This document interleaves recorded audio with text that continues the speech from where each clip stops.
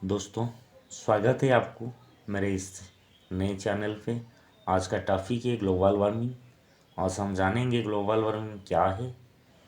कुछ लोग इसके बारे में जानते होंगे, कुछ लोग नहीं जानते हैं।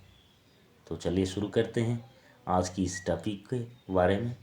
हम विस्तार रूप से आपको इस वीडियो में बताएंगे इस ग्लोबल वार्मिंग होने से इस धरती का क्या क्या नुकसान होता है।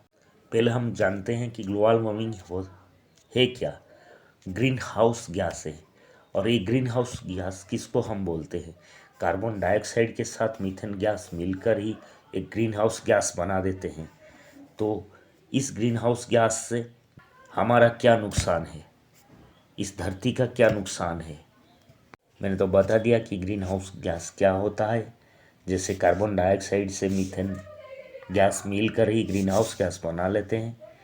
तो इस ग्रीन हाउस गैस बनने का मतलब ये है कि समंदर की जल स्तर में बढ़ोतरी और बड़े बड़े बर्फ़ की चट्टान, बर्फ़ की पहाड़ पिघलना, इसके साथ धरती पर चलने वाले मोटरयान और इससे निकलने वाले जो काले धुएं हैं, और कारखानों में जो काम होते हैं, कारखाने के में जो निकलने वाले जो धुएं होते हैं, वो भी हमारे ग्लोबल वार्मिंग के एक मुख्य बिंदु है। आज की इस ज़माने में आप देखेंगे तो कहीं देश के साथ देश का लड़ाई हो जाता है। कहीं देश के कोई कोई बड़ा बड़ा देश अपने जो मिसाइल होते हैं, अपने जो पारम न्यूक्लियर हथियार होते हैं, इसको जब परीक्षण करते हैं, इसमें से निकलने वाले कंपन, इसमें से निकलने वाले धुएं, ये भी एक कारण हमारे ग्लोबल वार्मिंग को ताज़ा कर देते हैं।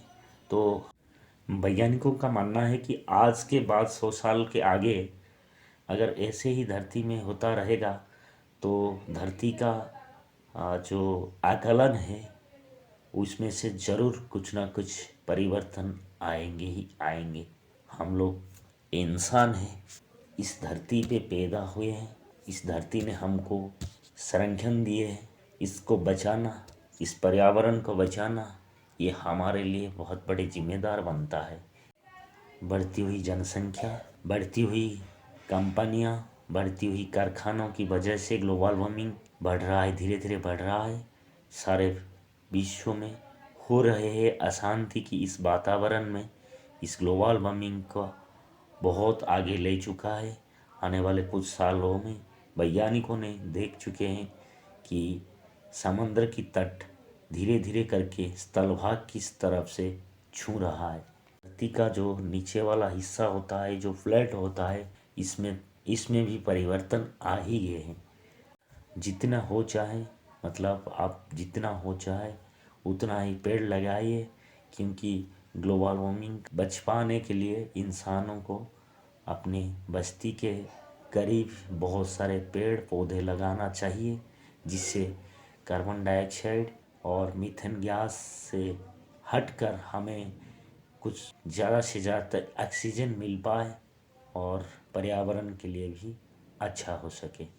दोस्तों, जब पृथ्वी का पूरा टेम्परेचर बढ़ने लगते हैं तो इसी की प्रक्रिया को हम ग्लोबल वार्मिंग कहते हैं। ये भी मानना चाहिए, क्योंकि पूरे पृथ्वी में जो भी कुछ हो रहा है, आज भी आप लोग देख रहे हो रशिया और यूक्रेन के बीच में क्या हो रहा है।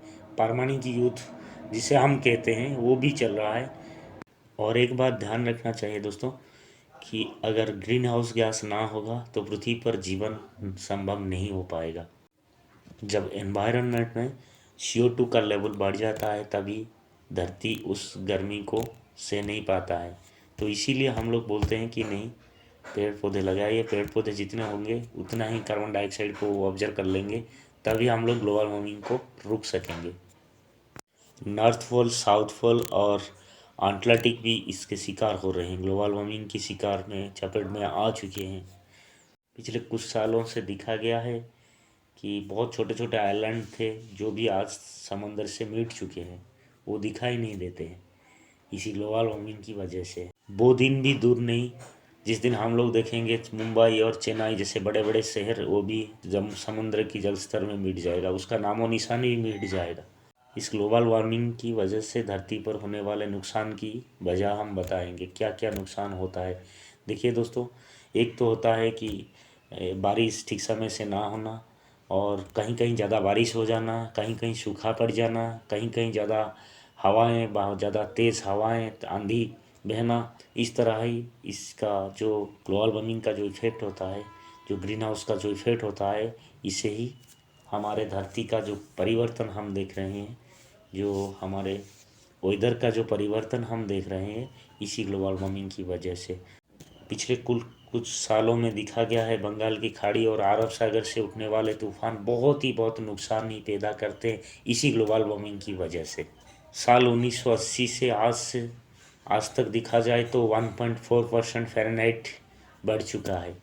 तो आप सोचेंगे कि ये कौन सी बड़ी बात है, 1.4 नहीं है दोस्तों, ये बहुत बड़ी बात है। जो ग्लोबल वार्मिंग की इस मुख्य वजह से हम लोग को क्या नुकसान उठाना पड़ेगा, वही 1.4 डिग्री फ़ारेनहाइट, ये कोई कम नहीं है। 1980 साल के बाद से आज तक हमने जितने रिसर्च किए हैं, इसमें दिखा गया है, पाया गया है कि 1.4 डिग्री फ़ारेनहाइट टेम्परेचर ग्रोथ हुआ है।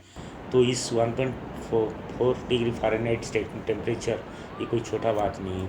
इसी की वजह से आज देखिए बहुत सारे छोटे छोटे आइलैंड है जो समंदर के बीच जा चुका है। एक उदाहरण के स्वरूप मैं आपको बता देती हूँ दोस्तों। किसी ज़माने में था, राम सेना ने सेतु बनाकर लंका तक गए थे। वो सेतु आज समंदर में डूब चुका है। अब सोचिए दोस्तों, अंटार्कटिका की हर बर्फ़ अगर पिघल जाएगा तो समंदर की स्तर लगभग 200 फीट ऊपर चला आएगा। तो सोचिए इस दुनिया का, इस धरती का हाल क्या होगा। आज की इस वीडियो में मैंने आपको जितना हो सके मेरी तरफ से ज्ञान दी। आपको कैसा लगा, आप मुझे कमेंट बॉक्स में, कमेंट सेक्शन में अपना मत